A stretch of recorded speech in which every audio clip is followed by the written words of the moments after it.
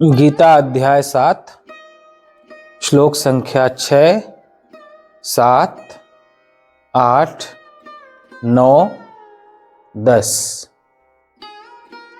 6, 7, 8, 9, 10। एतद्योनीनि भूतानि सर्वाणीत्युपधारय अहं कृत्स्नस्य जगतः प्रभवः प्रलयस्तथा मत्तः परतरं नान्यत् किंचिदस्ति धनंजय मयि सर्वमिदं प्रोतं सूत्रे मणिगणा इव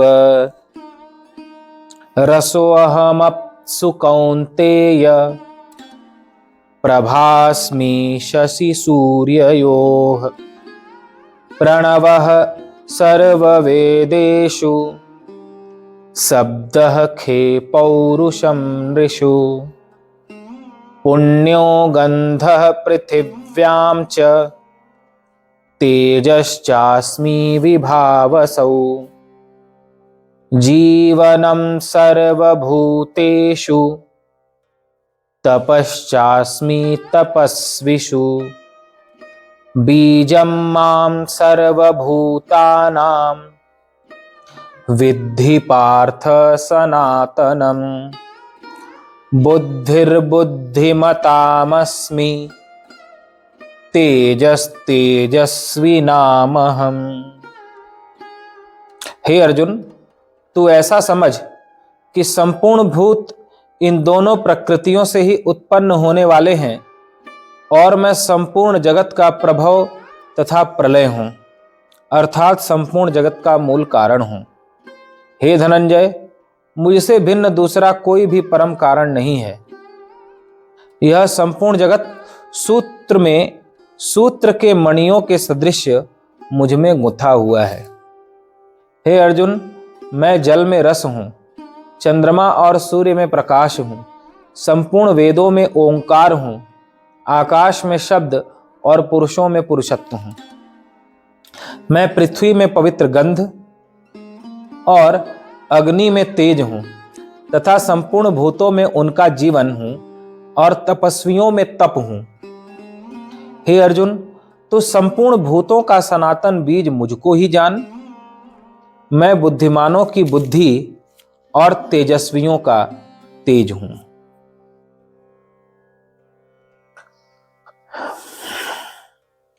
भगवान कहते हैं, जड़ और चेतन से ही यह संपूर्ण ब्रह्मांड प्रकट हुआ है।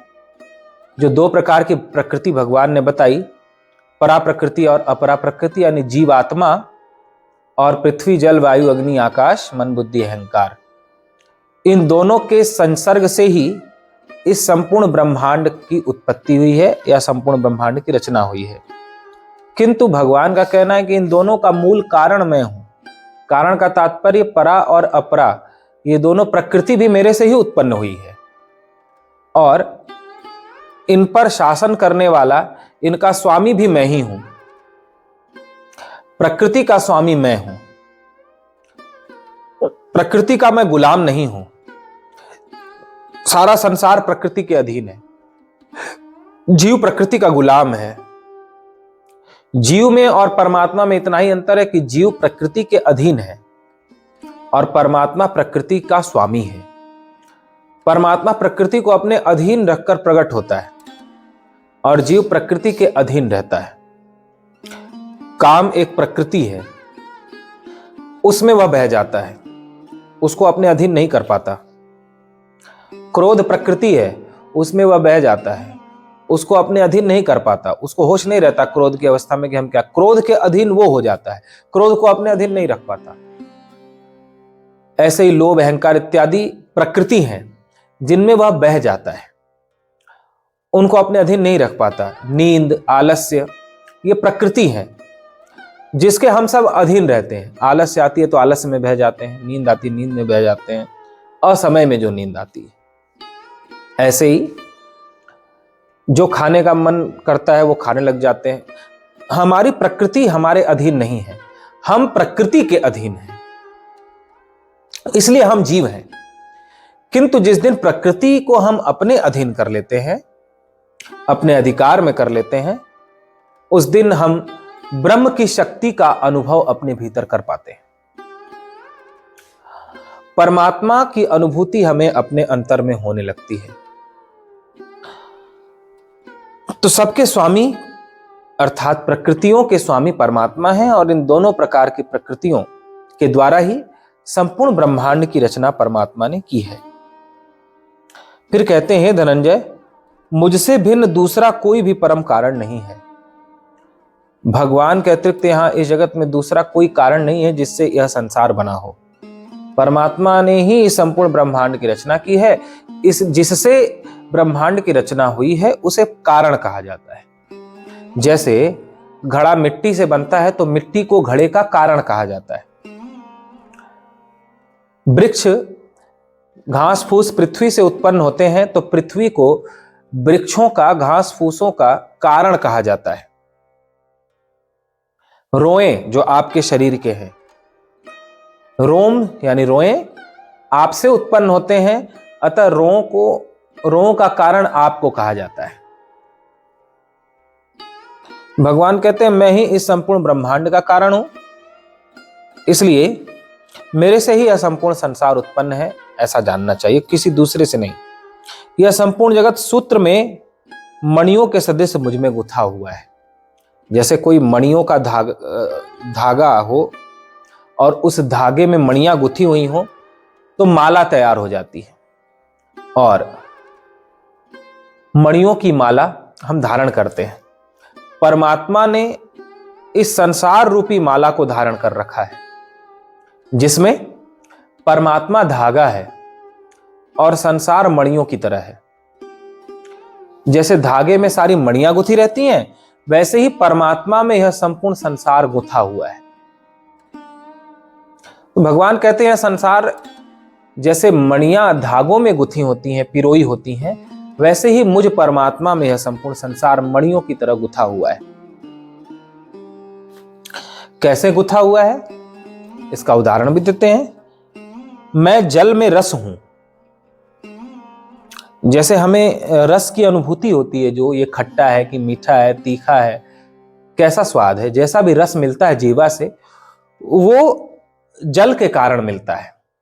यदि इस जगत में जल तत्व न हो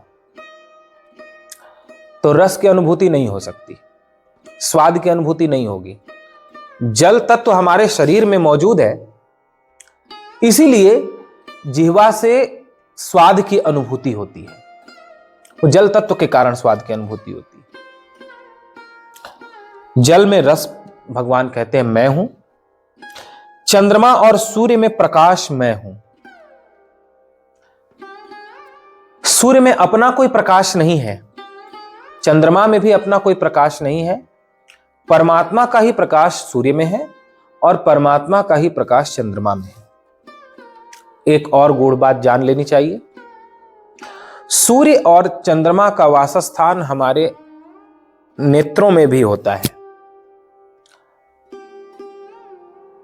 सूर्य आकाश में तो रहते ही हैं, चंद्रमा आकाश में तो रहता है, लेकिन हमारे नेत्रों में भी वास करते हैं, और उनके प्रकाश के कारण से ही आंखों को दिखाई पड़ता है। यह भी गूढ़ बात है कि यदि ब्रह्मांड में सूर्य और चंद्रमा न हो तो आंखों से दिखाई नहीं पड़ेगा।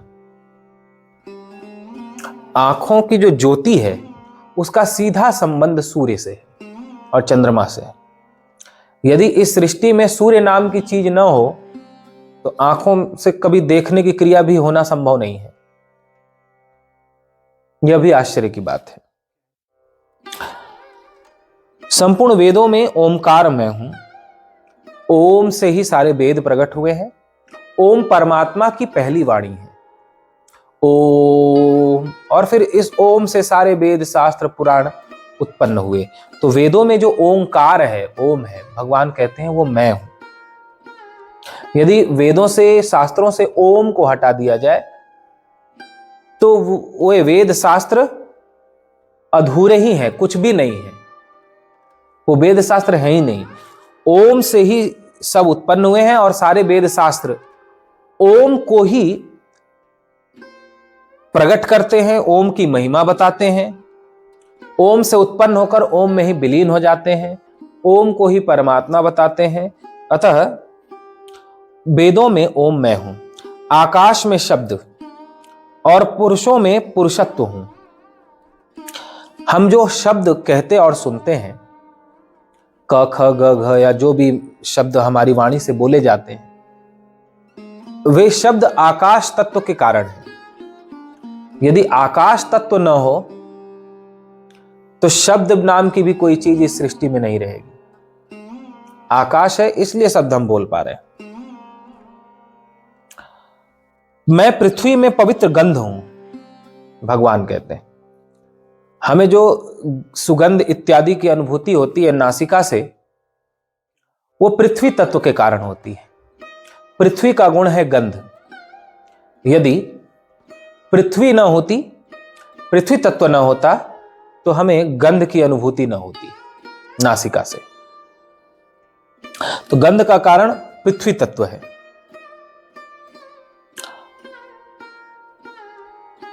अग्नि में तेज हूं, जो तेज है हमारे शरीर में, वह अग्नि तत्व के कारण है। यदि अग्नि तत्व न हो तो हमारे शरीर में तेज भी न हो। तथा संपूर्ण भूतों में उनका जीवन हूं, जीवन जिसके कारण हमारा जीवन स्थिर है। भगवान कहते हैं वो मैं हूं, समस्त भूतों में जीवन मैं हूं। और तपस्वियों में मैं तप हूं, जो निष्काम भाव से तपस्या करते हैं, भगवान कहते हैं वो तपस्या भी मैं ही हूं समस्त भूत प्राणियों में। हे अर्जुन, तो संपूर्ण भूतों का सनातन बीज मुझको ही जान। सनातन बीज का तात्पर्य जैसे बीज से वृक्ष बनता है, वैसे ही हे अर्जुन, मैं परमात्मा, मैं ब्रह्म ही इस संपूर्ण संसार का बीज हूं, जिससे यह जगत रूपी वृक्ष उत्पन्न हुआ। यानी मैं बीज हूं और संसार वृक्ष है। तो जैसे बीज से वृक्ष बना, तो वृक्ष अलग है बीज अलग है ऐसा नहीं है, बीज ही वृक्ष बना। डाली हो, पत्ते हो, फल हो, टहनी हो, कुछ भी हो, बीज ही वृक्ष के संपूर्ण अंगों में व्याप्त है। ऐसे ही परमात्मा बीज है और यह संपूर्ण संसार वृक्ष की भांति है। तो परमात्मा ही इस संपूर्ण संसार में व्याप्त है। जैसे बीज वृक्ष में व्याप्त है, ऐसे ही परमात्मा इस संपूर्ण संसार में व्याप्त है। इसलिए कहते हैं कि मैं सनातन बीज हूं इस संपूर्ण भूत प्राणियों का, संसार का। मैं बुद्धिमानों की बुद्धि हूं। हमारे पास जो बुद्धि है, जिससे हम कहते हैं कि हमने ये कमा लिया, ये कर लिया, हमने इस पद को प्राप्त कर लिया, तो ये बुद्धि हमारी अपनी नहीं है। भगवान कहते हैं बुद्धिमानों की बुद्धि भी मैं हूं और तेजस्वियों का तेज मैं हूं। इस जगत में जो तेजस्वी हैं, प्रभावशाली लोग हैं, उन प्रभावशाली लोगों का प्रभाव, तेज, भगवान कहते हैं मैं हूं। इस प्रकार भगवान अपने स्वरूप का वर्णन करते हैं कि मैं किन किन रूपों में हूं, जिसमें जीव मुझे नहीं पहचान पाता, जिसे पहचानने की आवश्यकता है। तो हम भले ऐसा समझते रहें कि मैं कुछ भी करता हूं या अन्य संसार में कोई कुछ करता है, किंतु भगवान का कहना किसी में कोई अपनी शक्ति सामर्थ्य नहीं है। इस संपूर्ण संसार को उत्पन्न करने वाला मैं हूं और मेरे कारण से ही यह संपूर्ण संसार चल रहा है। और इसे विस्तार से समझाते हैं कि जैसे मणियां धागे में गुथी होती हैं, वैसे ही यह सारा संसार मुझ में पिरोया हुआ है। जैसे धागा न रहे तो मणियां बिखर जाएंगी, उनका कोई अस्तित्व ही नहीं रहेगा। उसी प्रकार यदि मैं ब्रह्म न रहूं, मैं परमात्मा न रहूं, तो इस संसार का कोई अस्तित्व ही नहीं रहेगा। जैसे रस न रहे तो जल नहीं रह सकता। जल में रस है इसलिए जल है, रस न हो तो जल भी नहीं रह सकता। ऐसे ही परमात्मा न हो इस जगत में तो जगत भी नहीं रहेगा। सूर्य और चंद्रमा में प्रकाश न हो तो सूर्य और चंद्रमा का कोई अस्तित्व नहीं होगा। ऐसे ही इस जगत में परमात्मा न हो तो इस जगत का कोई अस्तित्व नहीं होगा। वेदों में मैं ओंकार हूं, ऐसा भगवान कहते हैं। तो जैसे ओंकार न हो तो वेद का कोई अस्तित्व नहीं है, वैसे ही परमात्मा न हो तो इस जगत का कोई अस्तित्व नहीं होगा, हमारा आपका कोई अस्तित्व नहीं होगा। पुरुषों में मैं पुरुषत्व हूं, पुरुषत्व न हो, पौरुष न हो, सामर्थ्य न हो तो पुरुष का कोई अस्तित्व नहीं रह जाता। ऐसे ही इस जगत में परमात्मा न हो तो इस जगत का कोई अस्तित्व नहीं रह जाता। गंध न हो तो पृथ्वी का कोई अस्तित्व नहीं रहेगा। ऐसे ही अगर परमात्मा न हो तो इस जगत का कोई अस्तित्व नहीं रहेगा। तेज न हो तो अग्नि का कोई अस्तित्व नहीं रहेगा। ऐसे ही परमात्मा न हो तो इस जगत का कोई अस्तित्व नहीं रहेगा। जीवन न हो तो भूत प्राणियों का कोई मतलब नहीं रहेगा, कोई अस्तित्व नहीं रहेगा। जीवन है तभी भूत प्राणी है। वैसे ही परमात्मा न हो तो इस जगत का कोई अस्तित्व नहीं होगा। तप न हो तो तपस्वी का कोई अस्तित्व नहीं है।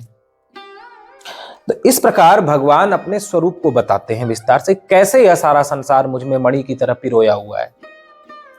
तो जल में रस मैं हूं।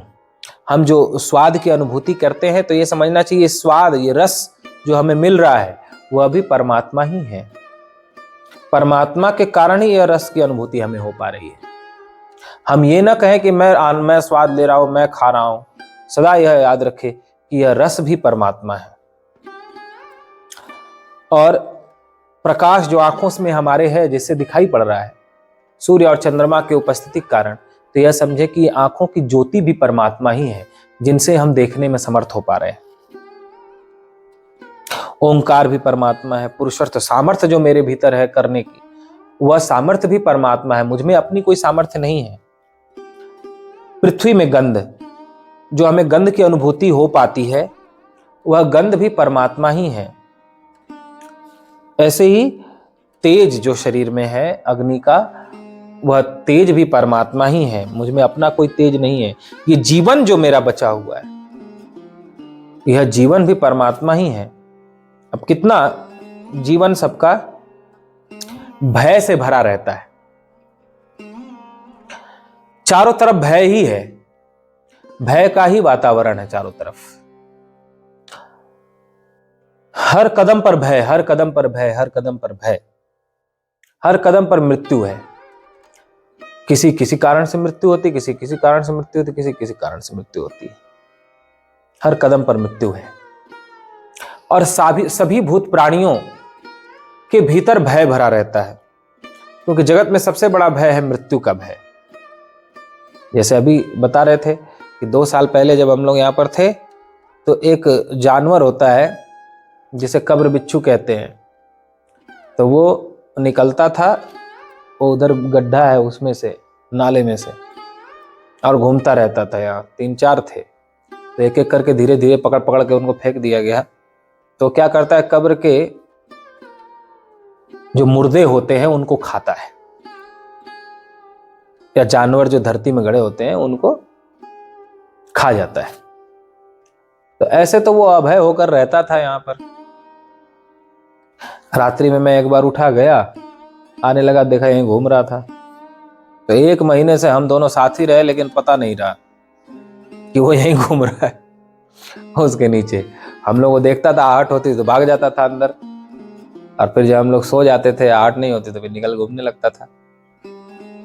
तो जब पता चला तो फिर उसको सबने पकड़ा, नाले में से निकाल के। जब पकड़ा तो ऐसे क्रोध में भरा हुआ था वो, पूरा दांत से पत्थर को काटता था, इतना तेज चिल्लाता था जैसे अगर किसी का कोई अंग उसके दांत से पकड़ में आ गया तो छोड़ेगा नहीं, वो अंग तो उसका नष्ट ही कर देगा। तो ऐसे उसको कोई भय नहीं था, लेकिन जब उसको पकड़ने गए सब, तो कैसे भय से भर गया। और 1 महीने से जब पता नहीं था तो किसी को कोई भय नहीं था, लेकिन जब पता चला तो फिर सबने उसको निकाला और पकड़ा। तो पता नहीं था तो भय नहीं है, लेकिन ऐसा नहीं है कि भय नहीं है। आपको पता नहीं है कि आगे कौन सा खतरा आने वाला है, तो इससे खतरा टल गया ऐसा नहीं माना जाएगा। बस आपको पता नहीं है, भाई खतरा तो हर कदम पर है। तो जीवन जो हमारा बचा हुआ है, जितनी आयु हमारी हो गई, आगे जितनी परमात्मा देंगे, वो जीवन कहते हैं भगवान मैं हूं। तो मैं जब तक चाहता हूं तब तक जीवन रहता है, और वो जीवन मेरी कृपा से है। वो जीवन हूं ही मैं ही जीवन के रूप में सबके भीतर मौजूद हूं। तपस्वियों का तप भी मैं हूं। इस संसार में किसी की सामर्थ्य नहीं है कि व्रत कर ले, तप कर ले, पूजा पाठ कर ले। भगवान कहते हैं मैं ही तपस्या बनकर आता हूं किसी के भीतर, मैं ही व्रत बनकर आता हूं। सनातन बीज भी मैं ही हूं। कोई किसी को जन्माने वाला नहीं है, चाहे भले माता पिता कहते रहे, दादा दादी, परिवार, संसार कुछ भी कहता रहे, मैंने तेरे को ये किया वो किया। भगवान कहते हैं सबका बीज मैं हूं। मैंने ही सबको जन्माया है, मैंने ही सबको उत्पन्न किया है, और सबके भीतर मेरी शक्ति है। चाहे देखने की हो, तप करने की हो, गंध लेने की हो, खाने पीने की, सबके भीतर मेरी ही शक्ति है। किसी संसार के प्राणी ने कुछ नहीं किया। संपूर्ण कर्ता, सबका कर्ता धर्ता मैं हूं। अज्ञान के कारण भले कहते रहो कि उसने मेरा ये किया, उसने मेरा ये किया, मैंने उसका वो किया, मैंने उसका ऐसा किया, लेकिन कोई किसी का नहीं किया। भगवान कहते हैं सबको उत्पन्न करने वाला आदि बीज भी मैं ही हूं, सनातन बीज भी मैं ही हूं, और सबके भीतर हर तरह की शक्ति के रूप में भी मैं ही हूं, जिससे सभी जीवित हैं, जिससे सबका जीवन चल रहा है। बुद्धिमानों की बुद्धि भी मैं ही हूं, और तेजस्वियों का तेज प्रभाव इत्यादि भी मैं ही हूं। किसी की अपनी कोई सामर्थ्य नहीं है, कोई शक्ति नहीं है। इस प्रकार भगवान अपनी शक्तियों का, अपनी विभूतियों का, और कैसे मैं ही समस्त कर्मों का करता हूं, कैसे इस संपूर्ण संसार का आदि कारण मैं ही हूं, यह बताते हैं, जिस पे हम सभी को विचार करना चाहिए। केवल सुनना ही नहीं चाहिए, इस पे चिंतन भी करना चाहिए। हम सभी को बहुत गहरे से चिंतन करना चाहिए कि अरे, विचार करना चाहिए, अरे कैसे आश्चर्य की बात है। आज तक तो मैं ऐसा समझता था कि मैं देखता हूं, लेकिन भगवान ने आज कितनी आश्चर्य की बात कही कि तुम में देखने की सामर्थ्य नहीं है। सूर्य और चंद्रमा जो मैंने बनाया है, सूर्य और चंद्रमा का तत्व अंश तुम्हारी आंखों में है, इसलिए तुम देख पा रहे हो। तो फिर मैं देखने वाला कैसे हुआ? हे प्रभु, अब तक मेरे से भूल हुई, मुझे क्षमा करो। आज मैंने जान लिया कि मैं देखने वाला नहीं हूं। मैंने मूर्खता के कारण अपने को देखने वाला समझा, और जैसा नहीं देखना चाहिए वैसा देखा। आपके दर्शन की जैसी ललक होनी चाहिए वैसी ललक हमारे भीतर नहीं हुई। ऐसे ही कहना चाहिए, हे प्रभु, मैं तो ऐसा समझता था कि मैं खाता हूं। जब खाता था तो कहता था बड़ा आनंद आ रहा है, बहुत स्वादिष्ट बना है, बहुत अच्छा बना। लेकिन आज मैंने ये जाना, अब तक मुझे पता नहीं था, किंतु आज मुझे यह पता चला कि जीवा में रस के रूप में आप ही हो, जो जल का अंश है। जल से रस है जीवा में, तो जल का अंश रस आप ही जीवा में हो, जिसके कारण स्वाद आता है। हे नाथ, मैं इस बात को न जानकर जैसा स्वाद नहीं लेना चाहिए, जो नहीं खाना चाहिए वो भी खाता रहा, किंतु मैंने ऐसा जान लिया कि रस आप ही हो। अतः इस रूप में आपको पहचान कर अब मैं ये नहीं कहूंगा कि मैं खाता हूं। ऐसे ही जीवन आप ही हो इस शरीर में, इसलिए अब इस जीवन का मैं दुरुपयोग नहीं करूंगा। मैं सोचता था मेरा जीवन है, मैं चाहे जो करूं, मैं चाहे जहां जाऊं, मैं चाहे जो बोलूं, मैं चाहे जो करूं, कौन मुझे रोकेगा, कौन मुझे टोकेगा? मैं स्वतंत्र हूं अपना जीवन जीने के लिए। किंतु हे प्रभु, आज मैंने जान लिया, जैसा कि आपने गीता में कहा कि समस्त भूत प्राणियों का जीवन मैं हूं। तो जब जीवन ही आप हैं, तो इस जीवन के रूप में मैं आपको प्रणाम करता हूं। जीवन का मैंने बहुत दुरुपयोग किया न जानने के कारण, लेकिन अब जीवन के रूप में आपको जानकर मैं इस जीवन का दुरुपयोग नहीं करूंगा। ऐसे ही मैं समझता था कि मैं बड़ा बुद्धिमान हूं, मैंने ये कर लिया वो कर लिया, लेकिन अब मैंने जान लिया कि बुद्धिमान मैं नहीं हूं। बुद्धि भी तो गीता में आपने कहा कि बुद्धिमानों की बुद्धि मैं हूं, बुद्धि भी तो आपने दी है। अतः ऐसा जानकर अब मैं बुद्धि के अहंकार का त्याग करता हूं कि मेरी अपनी कोई बुद्धि नहीं रही। हाँ, जब तक नहीं जानता था तभी तक मैं कहता था कि मैंने ये कर दिया, मैंने वो कर दिया, देखा मेरी बुद्धिमानी। लेकिन अब मैंने जान लिया, तो अब मैं ऐसा अहंकार नहीं करूंगा। अब इस बुद्धि का मैं दुरुपयोग नहीं करूंगा, इस बुद्धि का आपकी सेवा में सदुपयोग करूंगा। इस प्रकार भगवान अपने और भी स्वरूप बताते हैं कि कैसे यह संसार मुझ में पिरोया हुआ है मणियों की तरह, जिस पर हम सब विस्तार से चर्चा करें, चर्चा ही न करें, उसे जीवन में विचार कर, चिंतन कर अपने अभिमान को छोड़ दें और इसे हृदय की गहराई में उतार कर अपना कल्याण करें। बोलिए गीता माता की जय।